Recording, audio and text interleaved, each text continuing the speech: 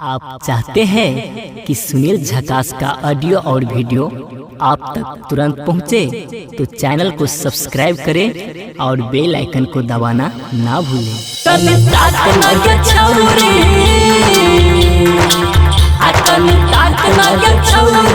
हमारा तो प्यार से नाचना गे छौरी, तू हमरा जोर साथ में वीडियो बनाबै छी अपना मोबाइल में।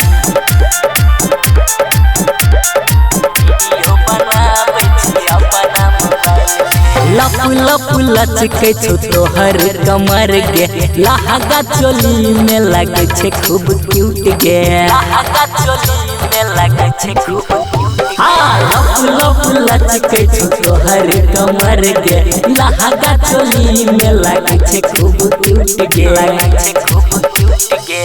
ये धमकै छै भैया के बारात में गे, भैया के बारात में, बारात में ताकना गे छौरी, अकन ताकना गे छौरी, तू हमारा तो प्यार से नाचना गे छौरी, तू हमरा जोर साथ में वीडियो बनाबै छी अपना मोबाइल में, अपना मोबाइल में वीडियो बनाबै छी अपना मोबाइल में। Music by DJ Umesh, Shukipur बाजार। वीडियो बनाबै छी अपना मोबाइल में।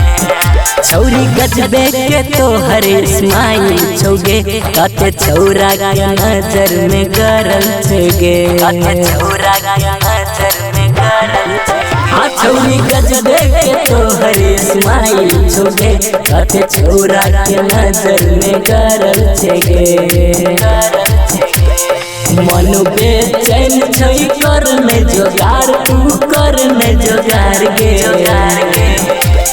ताकना गे छौरी, अकन ताकना गे छौरी, तू हमारा तो प्यार से नाचना गे छौरी, तू हमरा जोर साथ में वीडियो बनाबै छी अपना मोबाइल में, अपना मोबाइल में